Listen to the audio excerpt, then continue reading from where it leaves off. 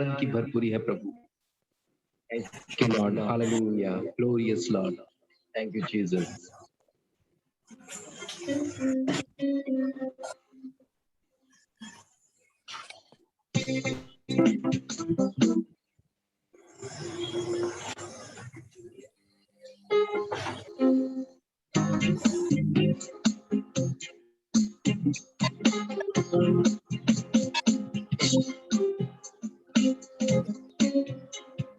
Hallelujah आनंद है, hallelujah आनंद है, हालेलुया आनंद है, हालेलुया आनंद है,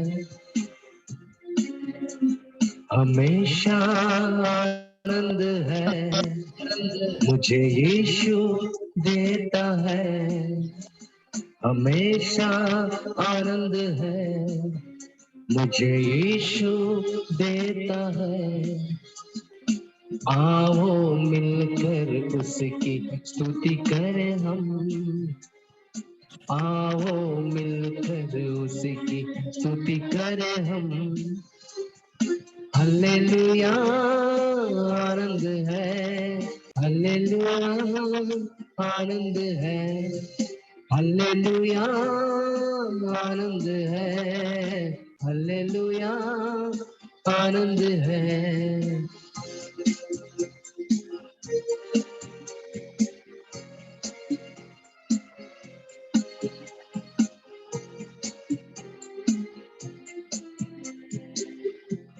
अपने पंखों तले छिपाकर चलने वाला परमेश्वर, अपने पंखों तले मुझको छिपाकर संभालता रहेगा।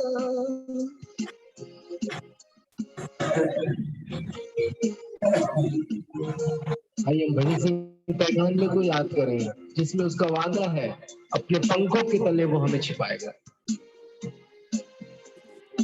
अपने पंखों तले मुझको छिपा कर संभालता रहेगा। इसका वचन है आत्मा का तलवार, मार्ग वही है। उसका वचन है आत्मा का तलवार, मार्ग वही है।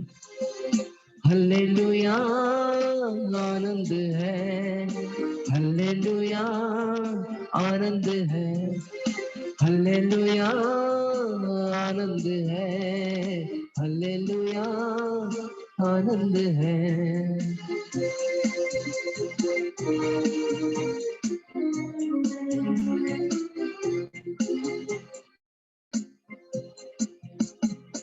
हर रास्ता में, हर रास्ता में मुझको बचाने फरिश्ते मेरे लिए। हर रास्ता में मुझको बचाने फरिश्ते मेरे लिए। ना लगे पत्थर पाँव में मेरे, हाथों में उठाएंगे। ना लगे पत्थर पाँव में मेरे, हाथों में उठाएंगे। हालेलुया आनंद है, हालेलुया आनंद है, हालेलुया आनंद है, हालेलुया आनंद है।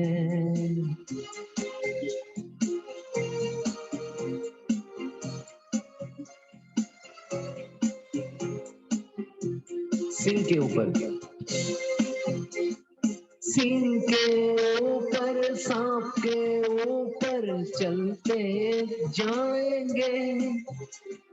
सिंह के ऊपर, सांप के ऊपर चलते जाएंगे। शैतान की सारी शक्तियों को जीतने का अधिकार मुझको है। शैतान की सारी शक्तियों को जीतने का अधिकार मुझको है। एक साथ हालेलुया आनंद है, हालेलुया आनंद है, हालेलुया आनंद है, हालेलुया आनंद है, हमेशा आनंद है, मुझे यीशु देता है, हमेशा आनंद है, मुझे यीशु देता है। आओ मिलकर उसकी स्तुति करें हम, आओ मिलकर उसकी स्तुति करें हम, आओ मिलकर स्तुति करें हम। प्रभु के नाम की स्तुति हो। सच में ये गीत भजन संहिता 91 से लिया गया है। यदि आप उन वचनों को याद करते हैं, वहां ये वायदा दिया गया है कि हमें पत्थर से भी ठेस न लगे, इस वजह से परमेश्वर ने फरिश्तों को, स्वर्गदूतों को दे रखा है, कोई दुख हमारे निकट नहीं आए। तू सिंह और नाग को कुचलेगा, ऐसे वायदे वहां पर पाए जाते हैं। हालेलुया। लेकिन मैं सोच रहा था, कई बार हमारे वायदे को लेकर ही शैतान हमें परखने की भी कोशिश करता है। यीशु से शैतान इसी बात को परख रहा था कंगूरे पर ले जाकर कि तू यहाँ से गिरा दे अपने आप को, तेरे लिए तो कहा गया है, वायदा है कि इस दूत को भेजकर तुझे हाथों हाथ उठा लेंगे। लेकिन वहां हम पाते हैं प्रभु यीशु मसीह कहते हैं परमेश्वर की परीक्षा न लेना। हालेलुया।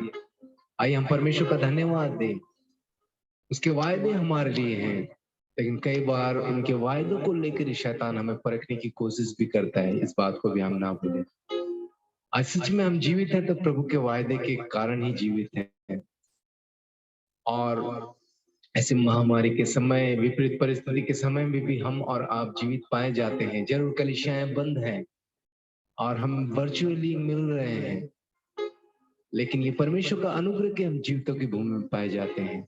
उसका लहू है जो हमें सेफ रखा है, हमें सुरक्षित रखा है। आइए उस महान परमेश्वर को हम धन्यवाद दें, उसकी स्तुति करें। हालेलुया। प्रभु हम धन्यवाद करते हैं, प्रभु हम धन्यवाद करते हैं, धन्यवाद करते हैं, तेरी स्तुति करते हैं। Thank you lord. हालेलुया। चरणों में तेरे हम आते हैं, सारा आदर तुझको देते हैं। चरणों में तेरे हम आते हैं, सारा आदर तुझको देते हैं। शीश हम झुकाते हैं, वंदना करते हैं।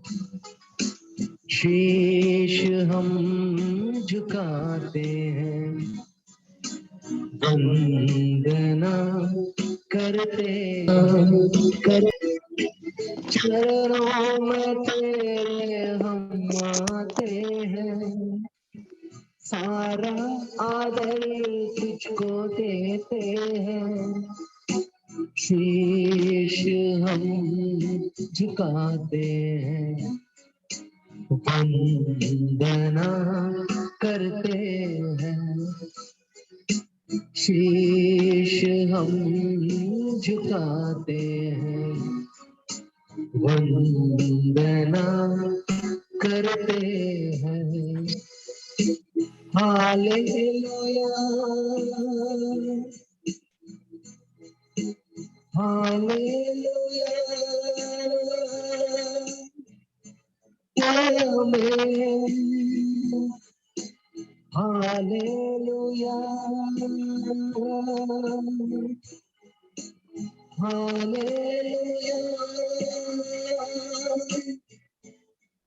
आमीन।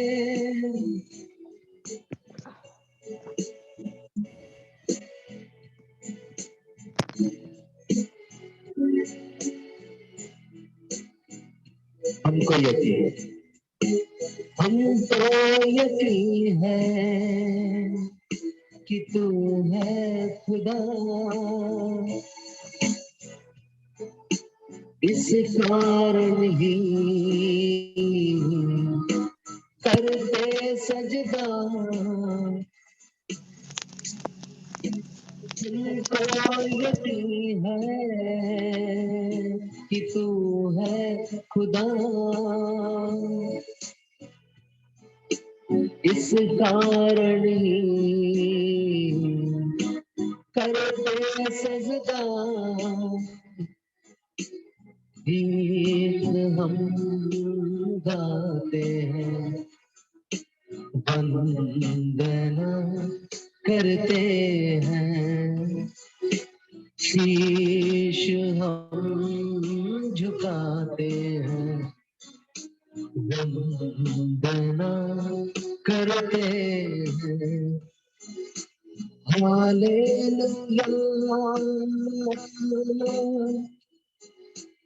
हालेलुया, आमीन, हालेलुया, हालेलुया,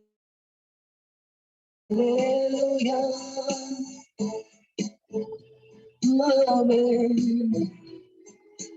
चरणों में तेरे हम आते हैं, सारा आदर तुझको देते हैं, शीश हम झुकाते हैं, वंदना करते हैं, शीश हम झुकाते हैं, वंदना करते हैं, शीश हम झुकाते हैं, वंदना करते हैं। हालेलुया। परमेश्वर का अनुग्रह है कि हम उस परमेश्वर के सामने शीश को झुकाते हैं, अपने सरों को झुकाते हैं जो इसके योग्य है। सद्रक, मेशक और अबेदनगो ने किसी और के सामने झुकने से इनकार कर दिया, क्योंकि वो जानते थे कि जिस परमेश्वर पर वो विश्वास करते हैं वो सर्वशक्तिमान है, आकाश और पृथ्वी का सृजनहार परमेश्वर है, इसीलिए उसके सर और कहीं सिजदे में नहीं झुके। शैतान यही चाहता था उस परीक्षा को लेते हुए। अगली परीक्षा में वो कहता है, मुझे झुककर यदि तुम सलाम करोगे, दंडवत करोगे, तो मैं सब कुछ तुम्हें दे दूंगा। लेकिन यीशु का जवाब था, अपने प्रभु, अपने परमेश्वर ही की आराधना कर। हालेलुया। आज हम उसकी आराधना में आए, हम उसके सम्मुख झुक जाएं, अपने आप को गिरा दें, क्योंकि वही योग्य है। Hallelujah, hallelujah. झुक जाओ कदमों में सारे, फतह के मारो तुम नारे, झुक जाओ कदमों में सारे, फतह के मारो तुम नारे। Glorious Lord, दुनिया को दे दो ये पैगाम, जिंदगी का दे वही आराम, दुनिया को दे दो ये पैगाम, जिंदगी का दे वही आराम। हालेलुया, प्रभु की स्तुति हो। सच में वही नाम एकमात्र है जो योग्य परमेश्वर है, जो योग्य है। उसी नाम के आगे हर एक घुटने को टिकना है, उसी नाम के आगे हर किसी के सर को झुक जाना है, उसी नाम के आगे हर किसी को ये अंगीकार करके कहना है कि यीशु ही प्रभु है। हालेलुया। उसी नाम को हम लेकर उसकी महिमा करते हुए पाए जा रहे हैं। हालेलुया। हम धन्यवाद करते हैं महान परमेश्वर, वो तेरा नाम महान है प्रभु। हम धन्यवाद करते हैं।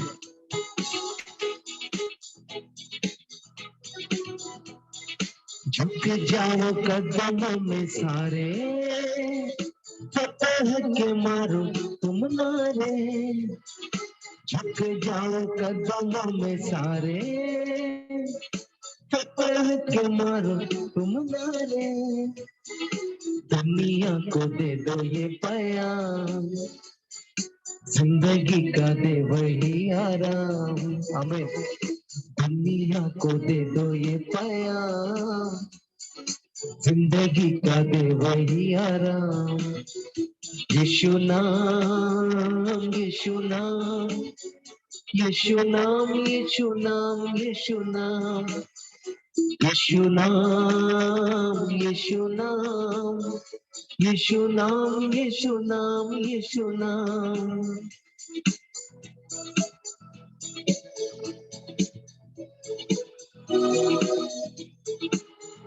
क्रूस पर लहू, क्रूस पर लहू जो बहा है, दाग हर दिल का धुला है।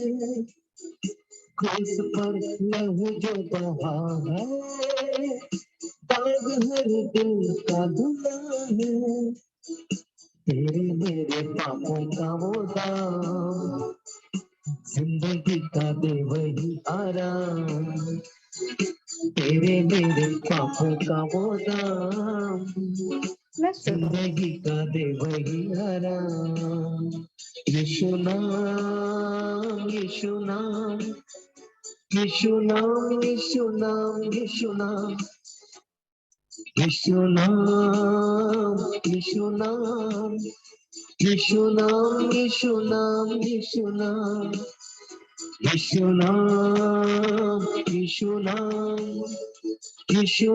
यीशु नाम, यीशु नाम, यीशु नाम, यीशु नाम, यीशु नाम, यीशु नाम, यीशु नाम।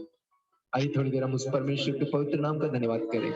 ओ हालेलुया। प्रभु हम तेरे नाम का धन्यवाद करते हैं, तेरे पवित्र नाम को धन्य कहते हैं।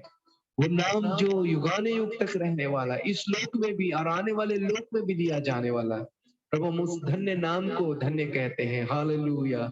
जिस नाम से हम बचाए गए हैं, वो जिस नाम से हमें हमारे पाप मिटाया गया है, जिस नाम से वो हमें पवित्र बनाया गया है, जिस नाम से प्रभु हमें प्रभु स्वर्गीय आशीष से दी गई है, हम धन्यवाद करते हैं, इस पवित्र नाम की महिमा करते हैं। हालेलुया। धन्यवाद हो, धन्यवाद हो राजा। प्रभु हम धन्यवाद करते हैं, तेरे धन्य नाम को हम ले पा रहे हैं प्रभु, इसके लिए हम धन्यवाद करते हैं, तेरी स्तुति करते हैं राजा। हालेलुया। धन्यवाद हो, धन्यवाद हो, धन्यवाद हो, धन्यवाद हो राजा।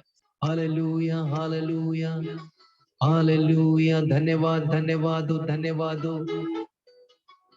तेरी स्तुति मैं करूं, आराधना करूं दिल से, दिल से। तेरी स्तुति मैं करूं, आराधना करूं दिल से, दिल से। आमीन, आमीन, आमीन। Hallelujah, hallelujah. मेरी सांस में तेरा नाम रहे, मेरी सांस में तेरा नाम रहे, है प्रभु तू ही तू। तेरी स्तुति मैं करूं, आराधना करूं दिल से, दिल से, दिल से, दिल से। आमीन, आमीन, आमीन, आमीन। हालेलुया। सद्रक, मेशक और अबेदनगो की बात हम कर रहे थे, वो आग में भी परमेश्वर की स्तुति कर रहे थे, उस आग में भी आराधना कर रहे थे। प्रभु यूं ही नहीं कह देते कि जब तू आग में होकर चलेगा तो लौ नहीं जला पाएगी, बशर्ते तुम वहां पर भी मेरी इबादत करते रहो। जल तुम्हें डुबा नहीं पाए, बशर्ते उस लहरों के बीच में भी तुम मेरी इबादत करते रहो, घबराओ मत। आइए हम परमेश्वर का धन्यवाद करें। हालेलुया। हर पल हमारे साथ रहने वाले प्रभु हम धन्यवाद करते हैं, हम आपकी महिमा करते हैं राजा। अब तक संभाला है प्रभु, हर परिस्थिति में हमें ले चला है, हम धन्यवाद करते हैं। आज के सुंदर दिन के लिए धन्यवाद देते हैं। तेरे प्रिय जनों के साथ मिलकर तेरी महिमा करते हुए हम पाए जाते हैं, हम धन्यवाद देते हैं।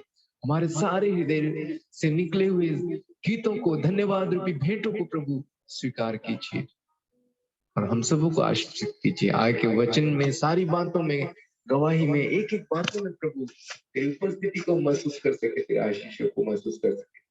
धन्यवाद देते हैं। इस दुआ को यीशु के नाम से मांगते हैं। आमीन, आमीन, आमीन।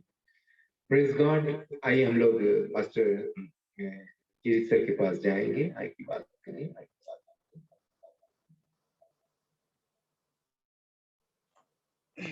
आप सभी को जय मसीह की, जय मसीह की, सॉरी जय मसीह,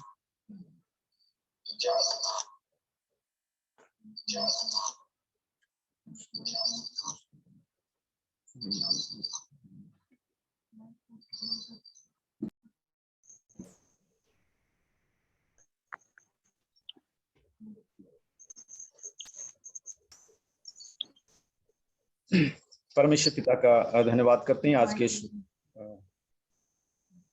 सुबह के समय के लिए, और आदरणीय पास्टर राज पात्रा जी का बहुत बहुत धन्यवाद करते हैं। और आज हमारे बीच में पहली बार वो आए और बहुत ही आत्मिक शब्दों के द्वारा, आत्मिक गीतों के द्वारा हमें परमेश्वर की उपस्थिति में लेकर आए। उन्हें बहुत बहुत धन्यवाद देते हैं परमेश्वर पिता का।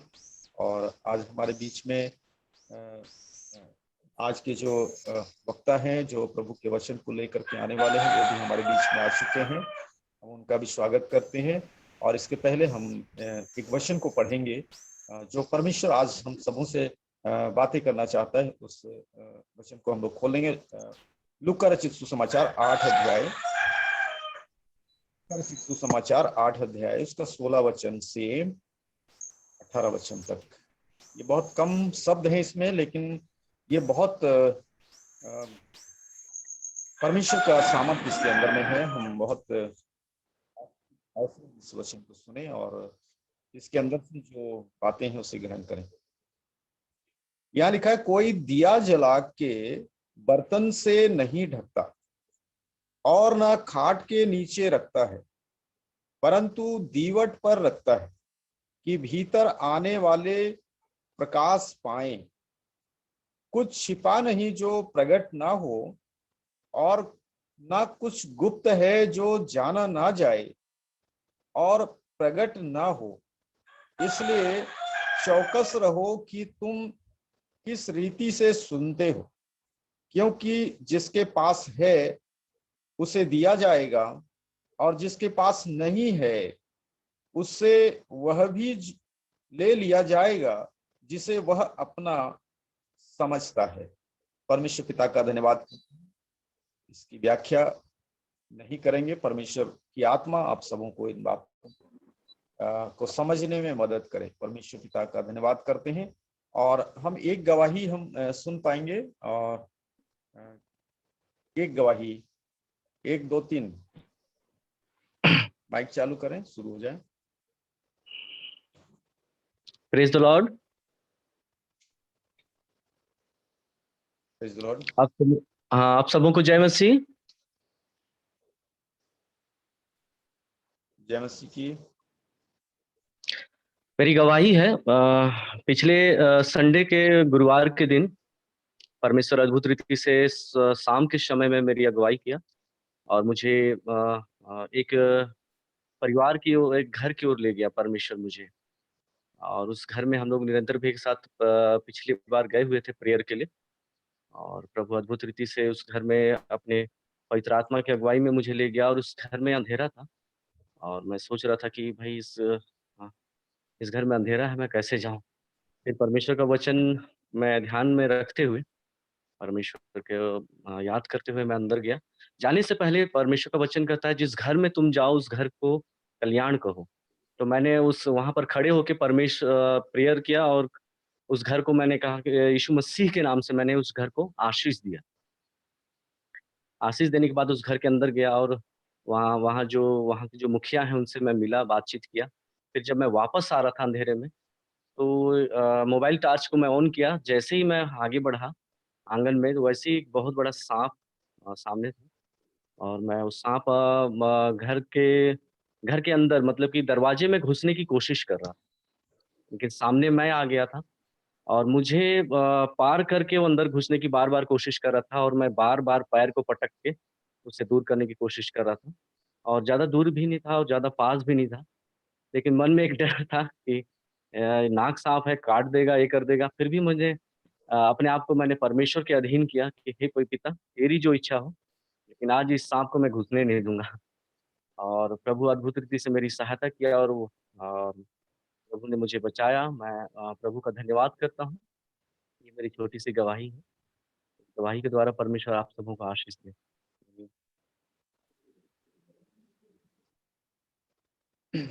धन्यवाद निशांत जी, आपको प्रभु आशीष दे। और प्रभु ने कहा है कि मैं तुम्हें सांपों को, विषयों को रौंदने का मैं तुम्हें अधिकार देता हूँ। तो सचमुच में इन सारी चीजों के ऊपर परमेश्वर ने रखा है। प्रभु का धन्यवाद करते हैं। हम आगे बढ़ेंगे और इस समय पास्टर टेनी जो नागालैंड से हैं वो हमारे बीच में आएंगे और आज के जो वक्ता हैं उनका परिचय वो कराएंगे और वचन के लिए और गवाही के लिए वो प्रार्थना करेंगे। पास्टर टेनी जी। अच्छा, ठीक है, थैंक यू। जय मसीह के सबको। प्रभु का धन्यवाद। जय मसीह की। जय मसीह की। और प्रभु को स्तुति इस सुंदर अवसर के लिए, इस सुंदर दिन के लिए प्रभु को महिमा करते हैं। और इस समय हम लोगों का बीच में जो वक्ता आए हैं, सर शिष्य थॉमसन, परिवार दुबई में रहते हैं, अभी भी सर दुबई में हैं। लेकिन जब इस मीटिंग के बारे में सर को बताया और उसको इनवाइट किया तो सर ने इसको स्वीकार किया, एक्सेप्ट किया, आके हम लोग के बीच में हम लोग को सेवा करने के लिए। इस सबसे पहले सर को बहुत बहुत धन्यवाद हम लोग के बीच में आने के लिए। और बहुत खुशी है कि ऐसा व्यक्ति, प्रभु का दास, आके हम लोग के बीच में अपने जीवन में जो प्रभु का सेवा कर रहा है उसके बारे में भी बता के हम लोग को उत्साहित करे और वचन को भी लेके हम लोग को सेवा करने के लिए अवसर दिया है, इसलिए सर को धन्यवाद करते हैं। सर के बारे में मैं सबसे पहले कुछ बताना चाहता हूँ। 3-4 साल पहले सर को सबसे पहले मुलाकात हुआ था। अरुणाचल में एक मीटिंग था, उस समय में हम लोग साथ में गए थे और उधर जाके हम दोनों एक रूम में ठहरा था, होटल में ही। और उसी समय से मैं सर के बारे में जानने पाया, सर से बातचीत करने पाया। इतना महान प्रभु के दास है, लेकिन एकदम साधारण जीवन, एकदम नम्र, एकदम नीच। मैं कभी ऐसे प्रभु के सेवा कभी नहीं देखा है मेरे जीवन में, सबसे पहले बार। और उसके बाद भी जो उससे जो कांटेक्ट रहते हैं, जो चैट करते हैं, बातें करते हैं, एकदम नम्र, एकदम बहुत अच्छा और उत्साहित भी बहुत उत्साहित करते हैं। और सर एक पुस्तक लिखते हैं, मसीही पुस्तक लिखते हैं। उसका पुस्तक बहुत सारा देश विदेश में भी लोग उसको ऑर्डर करके लेके पढ़ते हैं। और सर एक गीत भी कंपोज करते हैं, गीत भी, गाना भी बनाते हैं। इसलिए आज मैं उसको रिक्वेस्ट करूंगा सर को कि जो लोग उसका गीत को गा के, जो गीत बनाया हुआ उसको गा के प्रभु को स्तुति और महिमा करते हैं, उस गीत को भी गा के हम लोगों के बीच में आशीर्वाद दे। और सर के बारे में, सर उसका आश्रम, दिल्ली में भी आश्रम है सर का। रहने के लिए तो दुबई में रहते हैं, लेकिन आके भारत में बहुत सारा जगह में सेवा करते हैं। जाके नेपाल में सेवा करते हैं, बहुत आने जगह में जाके सेवा करते हैं। और सर के बारे में ज्यादा इतना मैं नहीं बताऊंगा, समय उसको दे देंगे ताकि वो अपने खुद हम लोगों को बताए और हम लोगों को सेवा करे। ठीक है sir, thank you so much हम लोग के बीच में आने के लिए। सर को समय देने से पहले, जैसे पास्टर बताए, मैं प्रार्थना करूंगा। प्रार्थना करने के बाद समय सर को देंगे। आइए हम प्रार्थना करें।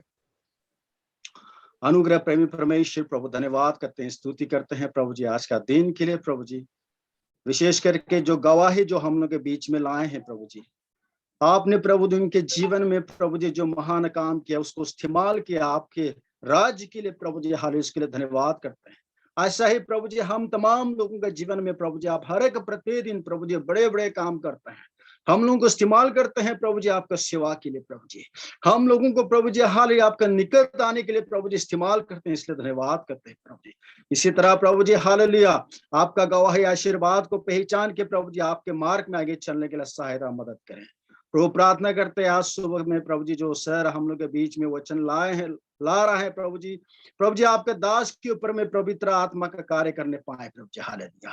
अब प्रभु जी आपके दास के द्वारा प्रभु जी हम सभी को प्रभु जी हर एक उपस्थित लोगों को प्रभु जी हालेलुया वो आशीर्वाद पाने पाए प्रभु जी, hallelujah. Praise the Lord.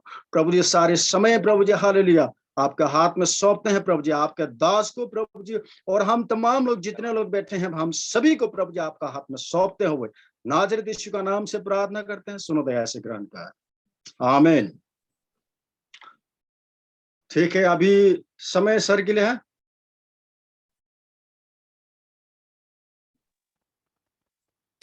Pastor Teni साहब बहुत प्रभु का धन्यवाद करते हैं, आपके लिए बहुत धन्यवाद। जो आपने जो कुछ बोला काफी बड़ी बड़ी बातें बोली। मैं एक छोटा सा आदमी, प्रभु दया करे। और आज सुबह मेरे सारे इंटरनेट जो है यहाँ पर जो कनेक्टिविटी है वो सब एकदम बंद हो गई सुबह 5 बजे से। यहाँ पे अभी 6 बजा है सुबह का, लेकिन सारा मेरा लैपटॉप बंद है, मेरे दूसरे मोबाइल बंद है, और जो वाईफाई सर्विस है वो भी टूट गई, अचानक सुबह टूट गई। तो मैं थोड़ा सा परेशान हुआ, तो अभी मैंने डेटा के थ्रू मैं आपसे कोशिश कर रहा हूँ बात करने की, और प्रार्थना में रहिए कि मेरी कनेक्टिविटी बने रहे। आपको मेरी आवाज सुनाई दे रही है क्या? अच्छा ठीक है, क्योंकि आवाज सुनाई दे रही है तो ठीक है। मैं आपके सामने हूँ और प्रभु का धन्यवाद करता हूँ इस मौके के लिए जो कि प्रभु ने मुझे दिया है। मैं प्रभु के वचन आपको सुनाऊंगा जरूर, और एनकरेज करूंगा कि परमेश्वर हमारे जीवन में क्या चाहता है, प्रभु यीशु की महिमा किस तरह है, प्रभु यीशु ने हमारे लिए क्या किया, वो कैसे आया।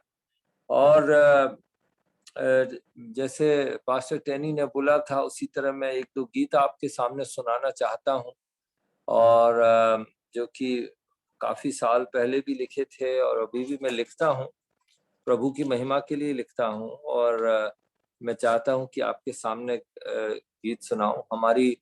हमारा मटेरियल जो है, लिटरेचर वगैरह है जो दिल्ली से मिलता है, वो यदि आप फेसबुक के थ्रू शिष्य थॉमसन करके फेसबुक में यदि चाहें तो लिख सकते हैं मुझे, और हम भेज सकते हैं। किताबें बहुत सारी हमारे पास हैं दिल्ली में। तो मैं आपके सामने एक दो गीत गाता हूँ और उसके बाद हम प्रभु के वचन को देखेंगे। एक जो गीत है वो मैंने लिखा था, बहुत साल पहले की बात है। वो गीत का नाम है तुम जगत की ज्योति हो, तुम धरा के नमक भी हो। ये गीत मैंने लिखा था बहुत साल पहले। वो जो पहाड़ी उपदेश हैं उसमें प्रभु यीशु के जो वचन है, जो प्रभु यीशु ने कहा पहाड़ी उपदेश में, वो बातें मैंने लिखी हुई हैं उसमें। जल्दी उठो। उसका सुनाई तो दे रहा है जी। तो उसमें ऐसा है कि जब मैंने अपने जीवन को देखा पास्टर टेनी साहब, कि मैंने देखा कि मैं एक हारा हुआ मसीही था। हारा हुआ मसीह वो रहता है जो कि हर दिन जिसका जीवन और प्रभु यीशु का जीवन मैच नहीं करता है। हाँ, बाइबल में जो लिखा है, जो प्रभु यीशु कहते हैं कि हमें करना है, वो सारी चीजें होती नहीं है। घमंड दूर नहीं होता है, नम्रता आती नहीं है, पैसों से प्यार रहता है, दुनिया में बड़े बनना चाहते हैं, और ये सारी बातें जो प्रभु यीशु ने बताई थी, दुश्मन से प्यार नहीं कर पाते हैं। तो मैंने देखा कि मेरा जीवन और प्रभु यीशु के जीवन में कोई मैचिंग नहीं है, और मैंने जाना कि मैं एक हारा हुआ विश्वासी हूं।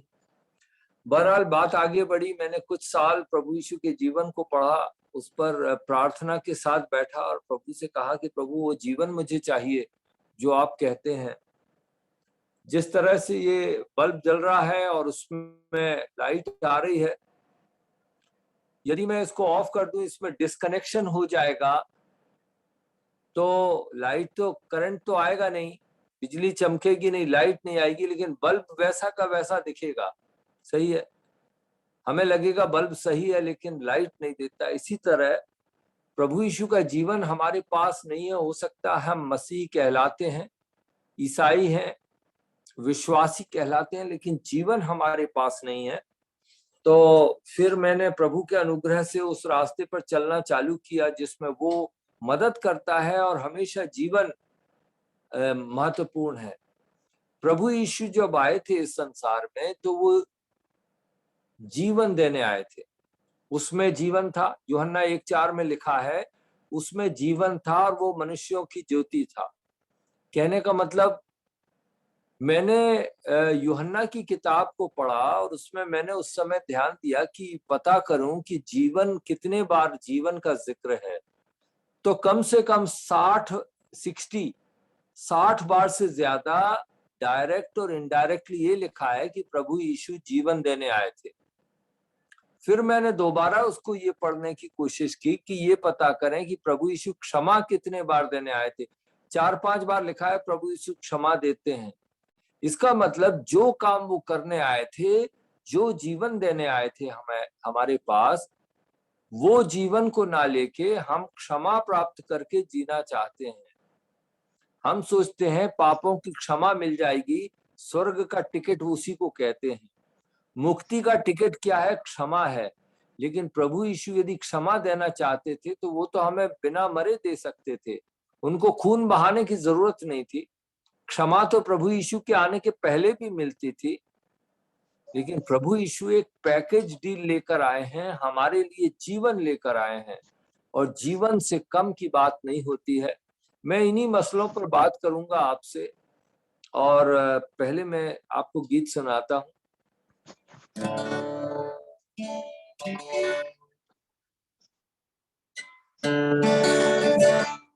तुम जगत की ज्योति हो, तुम धरा के नमक हो, तुम जगत की ज्योति हो, तुम धरा के नमक भी हो, तुम जगत की ज्योति हो, तुम धरा के नमक भी हो। तुमको पैदा इसलिए किया, तुमको जीवन इसलिए मिला, उसकी मर्जी कर सको सदा। तुमको पैदा इसलिए किया, तुमको जीवन इसलिए मिला, उसकी मर्जी कर सको सदा। तुम जगत की ज्योति हो, तुम धरा के नमक भी हो, तुम जगत की ज्योति हो, तुम धरा के नमक भी हो।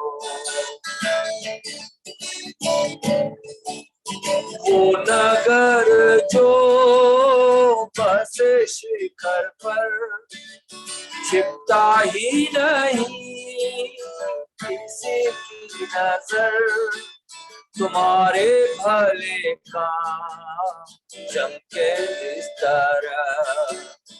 वो नगर जो बसे शिखर पर, छिपता ही नहीं किसी की नजर, तुम्हारे भले का चमके इस तरह।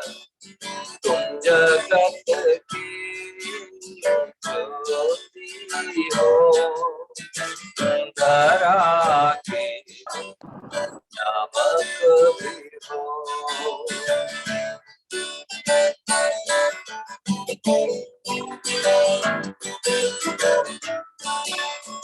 पड़ोसी से प्रेम तुमने सुना है, दुश्मनों से प्रेम मेरा कहना है, तभी तुम संतान परमेश्वर समान। पड़ोसी से प्रेम तुमने सुना है, दुश्मनों से प्रेम मेरा कहना है, तभी तुम संतान परमेश्वर समान। तुम जगत की ज्योति हो, तो धरा के नमक भी हो। तुम जगत की ज्योति हो, धरा के नमक भी हो। आँख के बदले आँख बुराई का सामना है, फेरो दूसरा गाल सह लो सब अन्याय। ऐसा जीवन ही पिता को भाता है। आँख के बदले आँख बुराई का सामना है, फेरो दूसरा गाल सह लो सब अन्याय। ऐसा जीवन ही पिता को भाता है। तुम जगत की ज्योति हो, तुम धरा के नमक भी हो।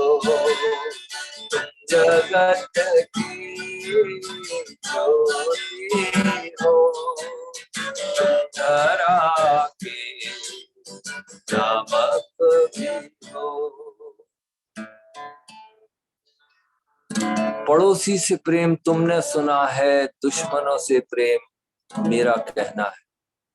प्रभु यीशु के पास जब लोग आए, उससे सुनने के लिए आए, तो उसने क्या बोला? उसने कहा तुमने सुना है पर मैं कहता हूं।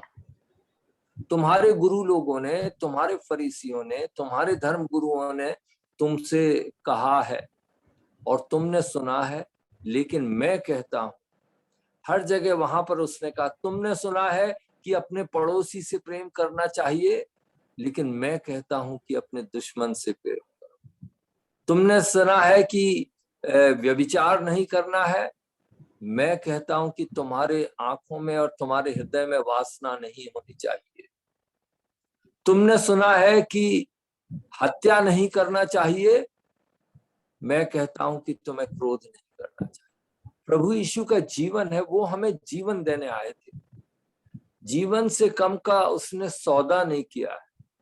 यदि हम सोचें कि हम अच्छे फरीसी बन सकते हैं या अच्छे क्रिश्चियन बन सकते हैं क्योंकि हम मीटिंगें अटेंड कर रहे हैं, चर्च जा रहे हैं और बाइबलें पढ़ रहे हैं, ये ज्ञान है। हमें ज्ञान की जरूरत नहीं, हमें जीवन चाहिए। हमें क्रियाक्रम जो है, एक्टिविटी है, उसकी जरूरत नहीं, हमें ओबीडियंस चाहिए, आज्ञाकारिता चाहिए। तो प्रभु यीशु का जीवन बहुत जरूरी है, जिसके बारे में मैं बात कर रहा हूँ। एक और गीत सुना देता हूँ आपको।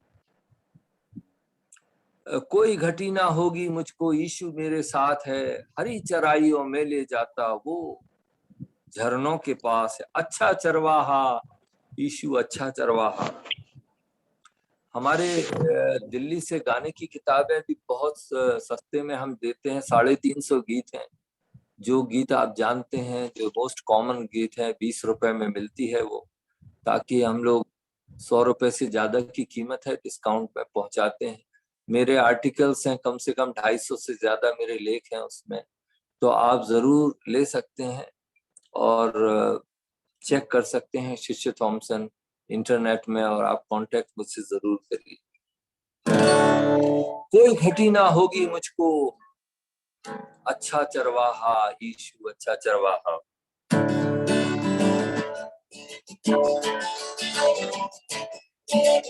कोई घटी ना होगी मुझको, यीशु मेरे साथ है, हरी चराइयों में ले जाता जो झरनों के पास है, कोई घटी ना होगी मुझको, यीशु मेरे साथ है, हरी चराइयों में ले जाता जो झरनों के पास है। अच्छा चरवाहा यीशु अच्छा चरवाहा, प्राण देने वाला वही तेरा रखवाला।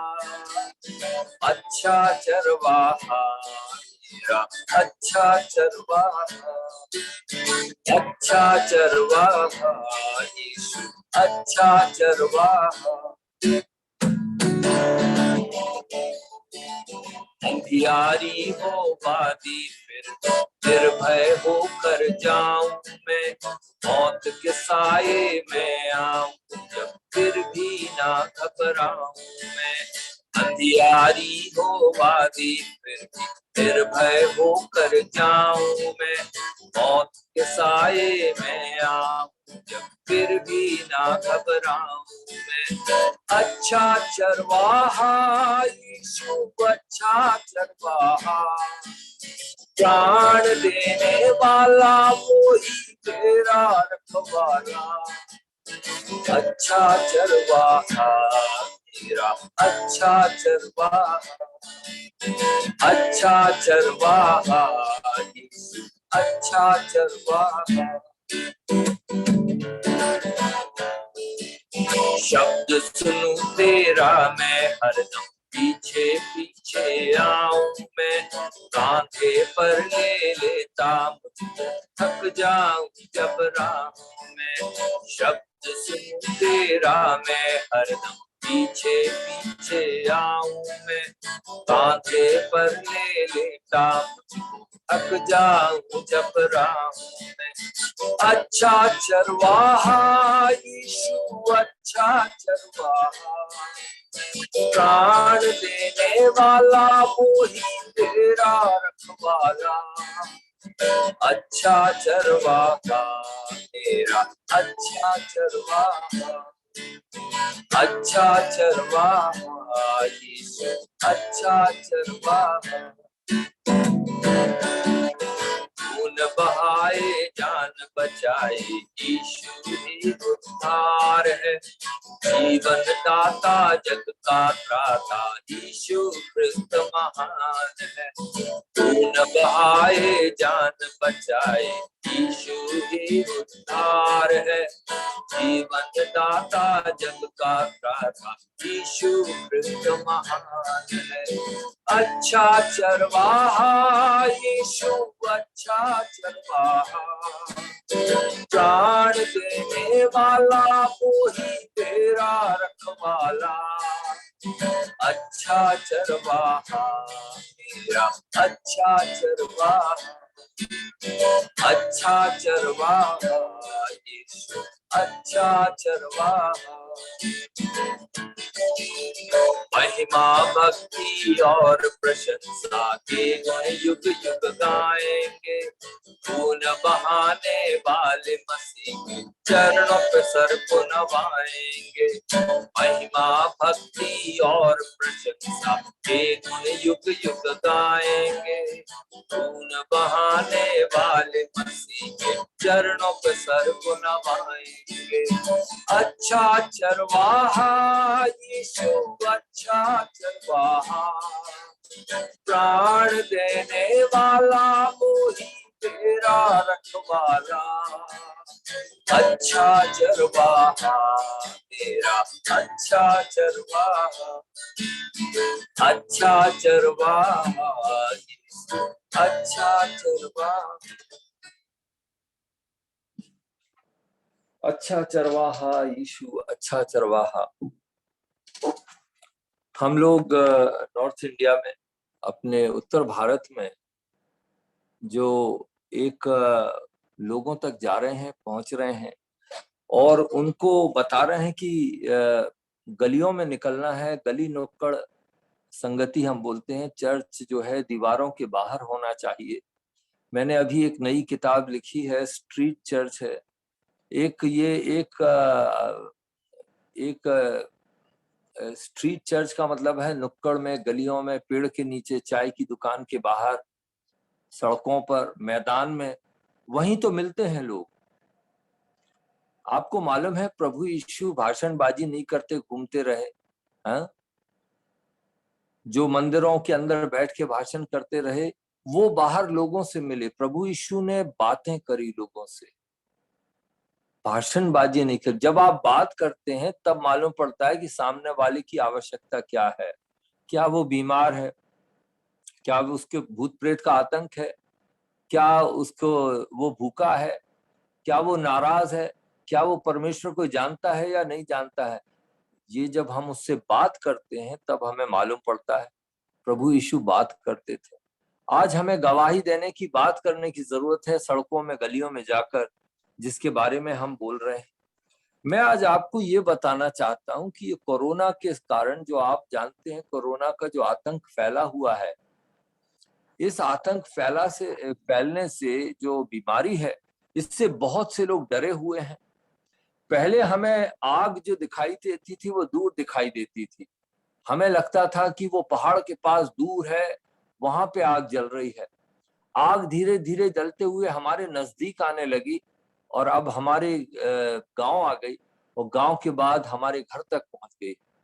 ये बात सही है, हर किसी के घर में कोई ना कोई अफेक्ट हुआ है, कोई पीड़ित हुआ है, किसी की नौकरी गई है, कोई भूखा है, कोई बीमार है, किसी के घर में मौत आ गई।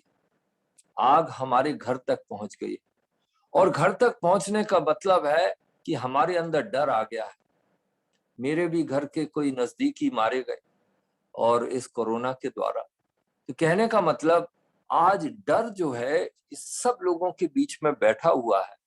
लेकिन मैं आपको ये बताना चाहता हूं कि प्रभु यीशु जो है हमें डर से बाहर निकालने के लिए आए थे। हमें दुख हो सकता है, क्लेश हो सकता है, लेकिन डर नहीं होना चाहिए। यदि हम प्रभु यीशु को मानते हैं तो हमारे अंदर डर नहीं होना चाहिए। भले ही कोई मर भी जाए तो हमें दुख तो होना चाहिए, लेकिन डर नहीं होना चाहिए। डर उस समय आता है जब हमारे पास आशा नहीं होती है, जब हमारे पास कोई उम्मीद नहीं है, उस समय हमारे अंदर डर आ जाता है। मैं आपको ये बताना चाहता हूं कि प्रभु यीशु हमारे अंदर से डर निकालने के लिए आए थे। यदि हमारे पास डर है तो हमारा विश्वास कमजोर है। एक बार तूफान आया, तूफान में उसके चेले और वो लोग डूबने लगे थे।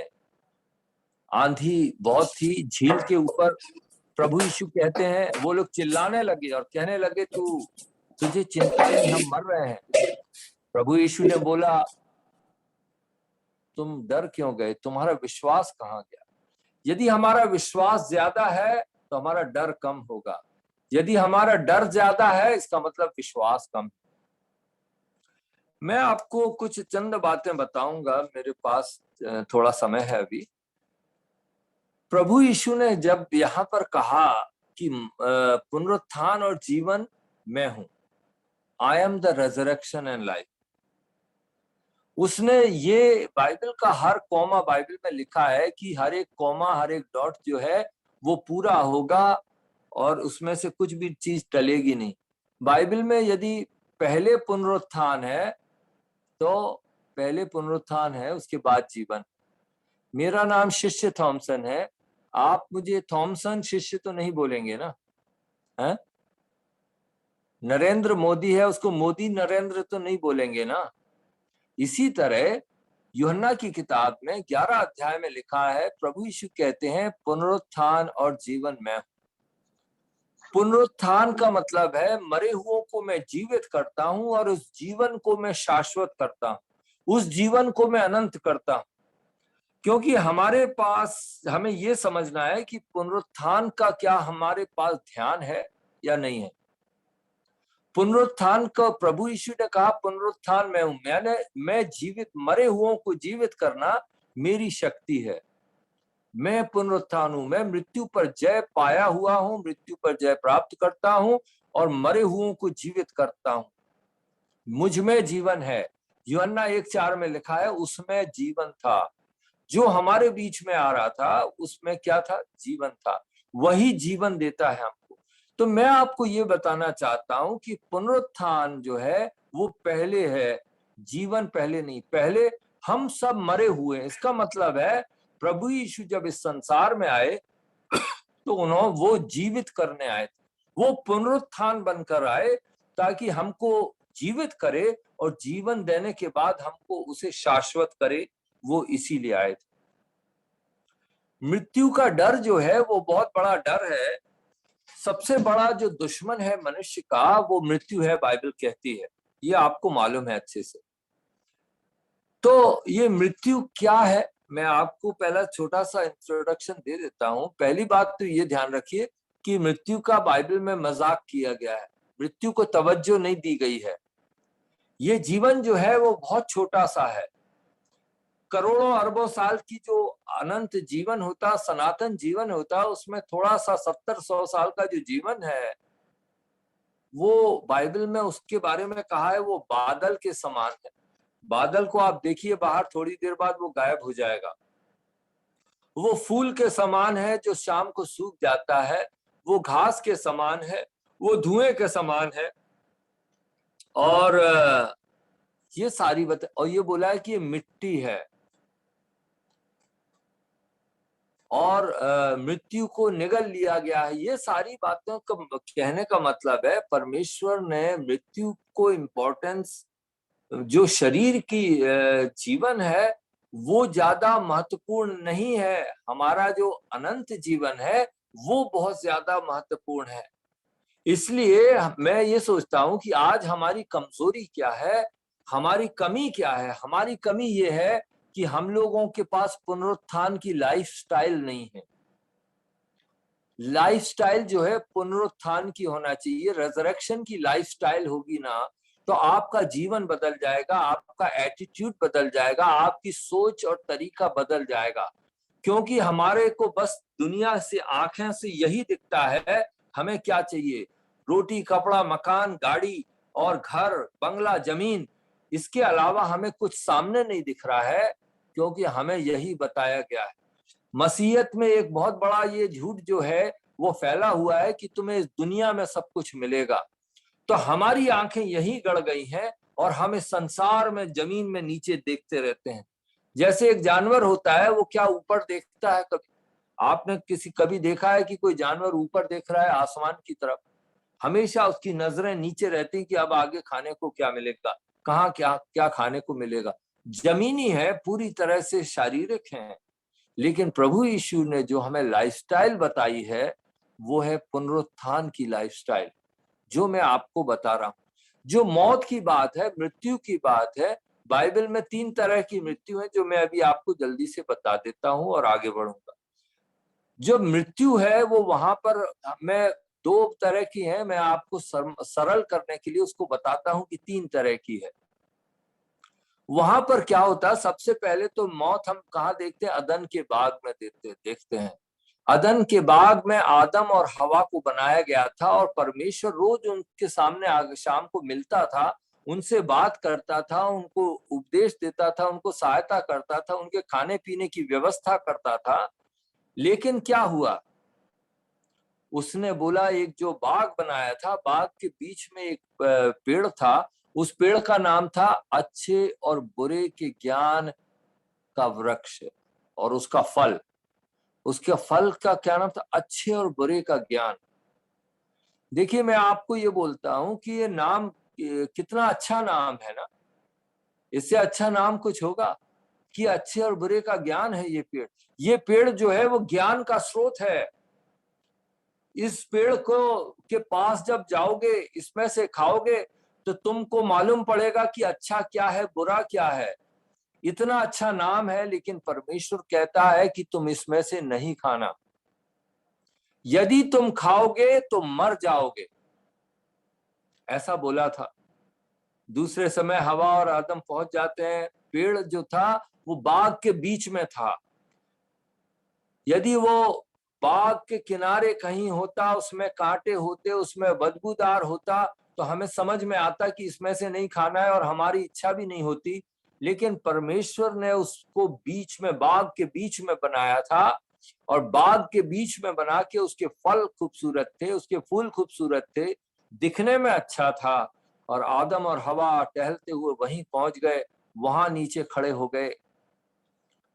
देखा तो शैतान सांप की तरह ऊपर बैठा था। अभी हमारे भाई कोई गवाही दे रहे थे कि काला सांप उनको दिखा, नाग दिखा और उन्होंने उसको भगा दिया, बच गए। अच्छी बात है, बड़ी अच्छी बात है भैया, प्रभु का धन्यवाद करता हूँ आपके लिए। आपके झारखंड छत्तीसगढ़ में बड़े सांप हुआ करते हैं, जरा बच के चलिए। बाकी जिस समय जो सांप की बात मैं कर रहा हूँ, ये सांप जो था वो उस समय उसको श्रापित नहीं था। अभी भी आपको दिखाई देते सांप के कितने सारे रंग होते हैं, है ना? हर तरह का रंग का सांप होता है। ये उसके पुराने गिरे हुए दशा का थोड़ा सा अंश है। उस समय भी रंगीन था, उस समय भी उसके शायद पंख थे, पेड़ के ऊपर बैठा हुआ था, दिखने में खूबसूरत था, उड़ सकता था, शायद उसके पांव भी थे, जो भी था दिखने में अच्छा था। लेकिन वहां पर लिखा है कि जो जानवरों में एक जो चतुर था वो सांप था। चतुर था, सांप था, उसके अंदर शैतान आ जाता है। ये एक फॉर्मूला है, ये एक सिद्धांत है। जहां पर आपकी ताकत होगी वहीं पर शैतान आएगा। वहां जानवर चतुर था, उसने बंदर को क्यों नहीं सिलेक्ट किया? उसने गधे को क्यों नहीं सिलेक्ट किया? उसने, शैतान भी देखता है कि होशियार कौन है, और उसने सांप को देखा कि ये चतुर है। बाइबल में लिखा है, उधर 3 अध्याय में देखिए, 2 अध्याय में देखिए, वहां पे उत्पत्ति में लिखा है कि सांप चतुर था। जो चीज आपकी ताकत है वही आपको हराएगी, ये बाइबल का सिद्धांत है। पतरस ने तलवार लिया अपने आप को बचाने के लिए, उसी तलवार से वो हार गया, क्योंकि उसने उसी से तलवार चला के उसने वो अपराधी बन गया। वो ताकत थी उसकी। सांप की ताकत चतुराई थी। हो सकता है आपकी ताकत आपका धन हो, पैसा हो सकता है आपकी ताकत आपका एजुकेशन हो सकता है आपकी ताकत आपका परिवार हो सकता है आपकी ताकत आपकी खूबसूरती हो, आपका चर्च हो। वही आपको हराएगा, उसी के द्वारा आपको मार पड़ेगी यदि परमेश्वर से आप हट गए और इन चीजों पर आपने अपनी ताकत को इकट्ठा करने की कोशिश की। बहरहाल मैं वहीं पर जाता हूं, वहां पर देखता हूं कि सांप ने क्या बोला, शैतान ने बोला तुम इसका फल खा सकते हो। हवा ने बोला हम नहीं खा सकते, हम जब खाएंगे तो मर जाएंगे। शैतान ने क्या बोला, तुम इसमें से खा लो, तुम नहीं मरोगे। शैतान का सुसमाचार है ना ये, प्रभु यीशु का सुसमाचार है कि तुम, परमेश्वर का राज्य तुम्हारे पास आया, मन फिराओ, पाप से फिरो और तुम्हें अनंत जीवन मिलेगा।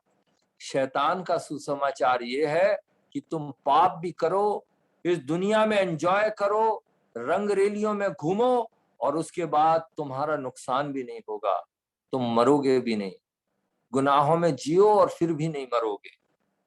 ये सुसमाचार शैतान का हवा को अच्छा लगा। उसने कहा कि मौत नहीं होगी, हम परमेश्वर के समान बन जाएंगे, हम भगवान बन जाएंगे। हाँ, भगवान बनने का रास्ता क्या है? अच्छे और बुरे का ज्ञान प्राप्त कर लेना, अच्छे और बुरे को पहचानना, अपनी मर्जी करना। शैतान, हमें परमेश्वर की जरूरत नहीं है। अहम ब्रह्मास्मि, मैं खुद भगवान हूं, मैं निर्णय करूंगा सही क्या है, गलत क्या है। उन्होंने फल खा लिया, क्या वो मर गए? वो तो वहां नंगे घूम रहे थे। किसने झूठ बोला? परमेश्वर ने झूठ बोला या शैतान ने झूठ बोला? मरना था, मरे नहीं, मर गए थे। आत्मिक रूप से उनकी आत्मा मर गई। जो आत्मा है वो परमेश्वर से संबंध रखती है। जब हमारा संबंध परमेश्वर से टूट जाता है उसको मौत बोलते हैं। बाइबल में मृत्यु इसको नहीं बोलते जो मिट्टी लेके, आपकी मिट्टी मिट्टी में मिल जाएगी। 3 अध्याय में परमेश्वर कहता है, आदम तू मिट्टी से निकाला गया था, तू मिट्टी है, इसलिए मिट्टी में जाएगा और मिट्टी में एक हो जाएगा।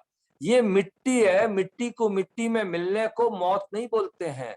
हमारी आत्मा का संबंध जब परमेश्वर से टूट जाता है उसको मौत बोलते हैं। और वहां पर हम देखते हैं आदम और हवा का संबंध टूट गया, उसको बोलते हैं मौत। परमेश्वर से संबंध टूटना मौत है। और हम सब लोग हैं, जो सारी दुनिया है, वो परमेश्वर से मरी हुई है। हम भी मरे हुए थे, सारा संसार मरा हुआ है। पाप के कारण आत्मा का संबंध टूटा है परमेश्वर से। वो जोड़ने जब प्रभु यीशु आते हैं संसार में, आत्मा को हमारा जोड़ने के लिए संसार में आते हैं। तो पहली मृत्यु हमने देख लिया कि ये क्या है, ये संबंध टूट गया। इसीलिए प्रभु यीशु कहते हैं कि पुनरुत्थान और जीवन में हूं, मतलब मैं फिर से तुमको जीवित करने आया हूं। मैं तुम्हें जीवित करूंगा ताकि तुम्हारी आत्मा और मेरी आत्मा और परमेश्वर के बीच मेल मिलाप हो जाए। तो दीवार है, वो दीवार को मैं तोड़ने आया हूं, संबंध जोड़ने आया हूं।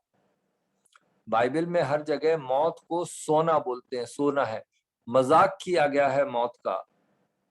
पुराने नियम में सब जगह लिखा था वो इसमें सो गया, उसको मिट्टी दे दी गई। प्रभु यीशु के पास हम देखते हैं कि वो जो ये मार्था और मरियम के था, लाजरस मर गया था, प्रभु यीशु कहते हैं लाजरस सो रहा है। एक बच्ची मर गई थी, प्रभु यीशु कहते बच्ची सो रही है। थिस्सलुनीयों की किताब में लिखा है, आपको मालूम है थिस्सलुनीयों की किताब में क्या लिखा है? वहां पर ये लिखा है, 1 थिस्सलुनी 4:3 में लिखा है, तुमको गम करने की जरूरत नहीं है, तुमको दुखी होने की, बेचैन होने की जरूरत नहीं है जैसे दुनिया वालों की है। क्योंकि दुनिया वाले सोचते हैं कि आदमी खत्म हो गया, वो उसका अस्तित्व मिट गया, लेकिन तुम जानते हो कि वो सो रहा है और वो जीवित हो जाएगा, ये तुम जानते हो।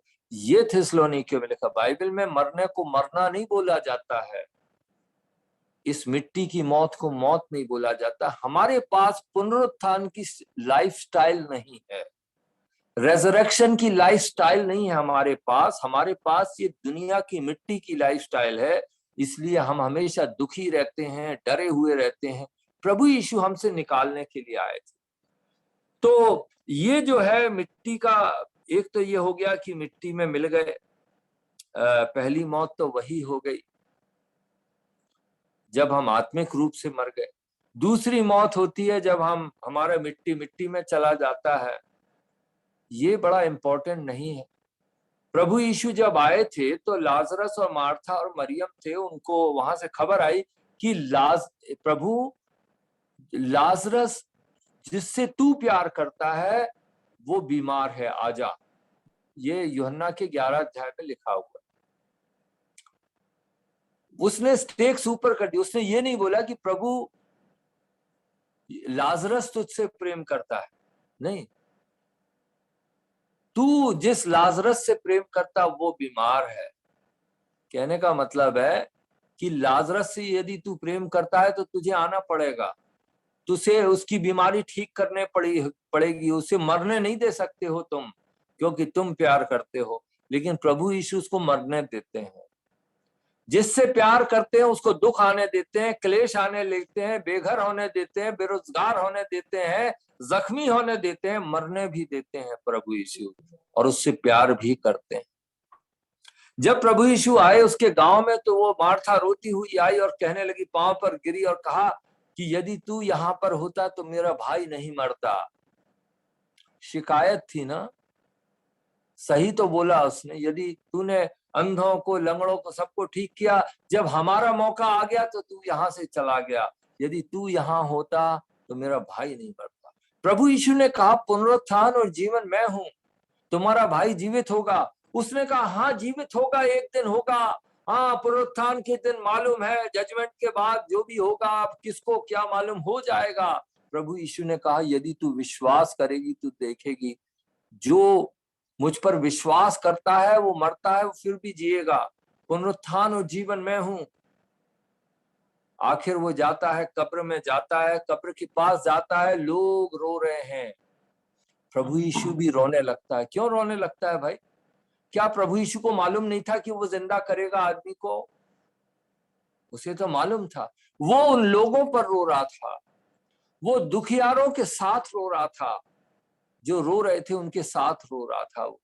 उनके दुख के साथ रो रहा था। उसे मालूम था कि मैं यहाँ पुनरुत्थान और जीवन हूं, मैं सृष्टि करता हूं, मैंने सारे अपने वचन की सामर्थ्य से सारी सृष्टि बनाई है और ये मेरे सामने रो रहे हैं।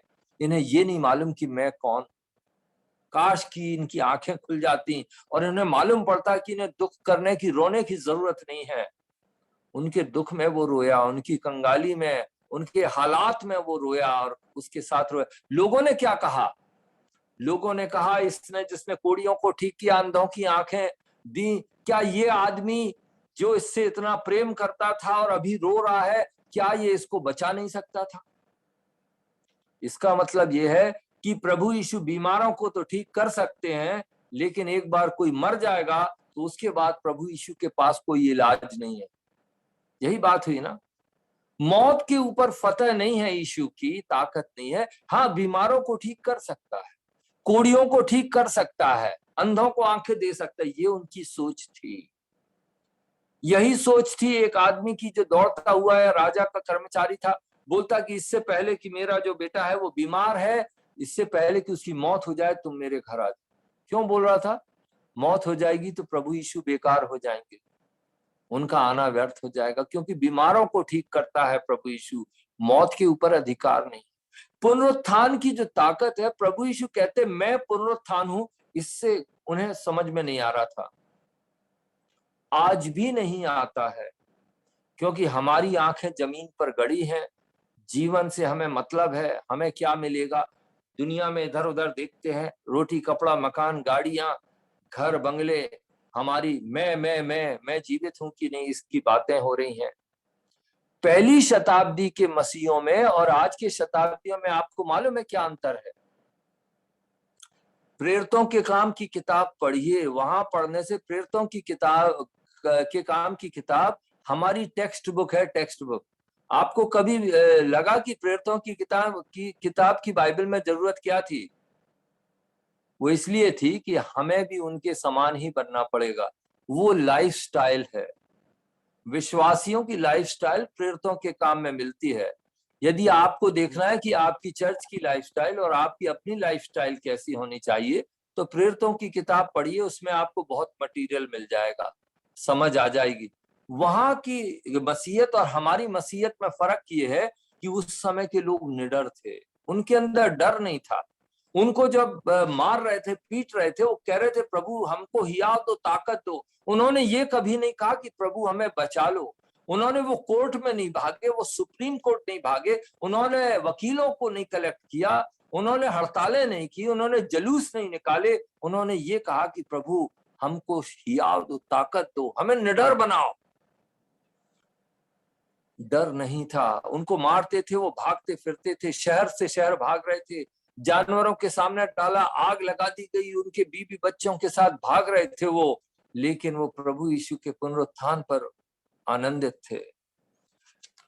यहां पर हम देखते हैं कि उनके अंदर डर नहीं था, हमारे अंदर डर है। उनके अंदर एक आशा थी, हमारे पास आशा नहीं, हमें दिखाई नहीं दे रहा है। आपको मालूम है कि विश्वास की परिभाषा क्या है? इब्रानियों की किताब उसके 11 अध्याय के पहले पद में लिखा है, विश्वास किसको कहते हैं? विश्वास आशा की हुई वस्तुओं का प्रमाण है, निर्णय है। अनदेखी चीजें देखते हैं विश्वास से। अनदेखी चीजें, आप जूम में बैठे हैं हजारों किलोमीटर दूर मुझसे, लेकिन आप मेरी आवाज भी सुन रहे हैं और मुझे देख भी रहे हैं। क्यों? क्योंकि मेरे बीच में और आपके बीच में एक एप्लीकेशन है जिसको बोलते हैं जूम।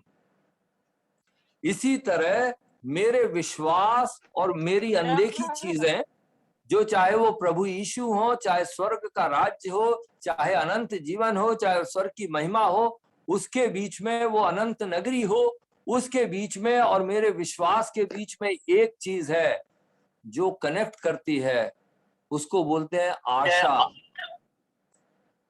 इसीलिए वहां पर लिखा है पहले पद में, विश्वास आशा की हुई वस्तुओं के बीच में, अनदेखी चीजों के बीच में क्या है? आशा।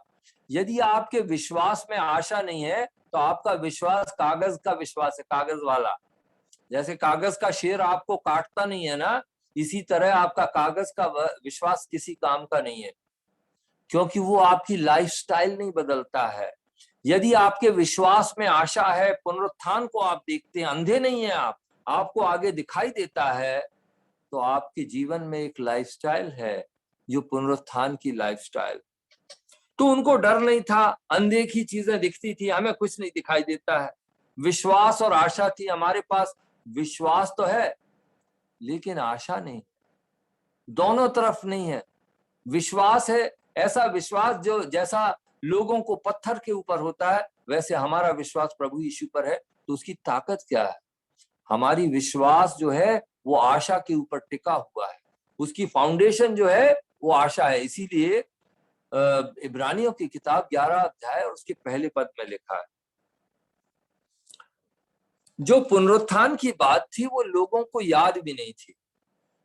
आपको मालूम है कि उसके चेलों को भी कई बार उसने बताया कि मैं मर जाऊंगा, मरने के तीसरे बाद जीवित हो जाऊंगा। क्या उनको याद था? वो भी भूल गए थे। जैसे हम लोग भूलते हैं वैसे वो भी भूल चुके थे। उन्हें भी नहीं मालूम था कि विश्वास के बाद जीवित होना है और प्रभु यीशु पुनरुत्थान। लेकिन आपको मालूम है फरीसियों को भी विश्वास तो नहीं था, लेकिन वो याद था। वो उन्होंने क्या बोला था?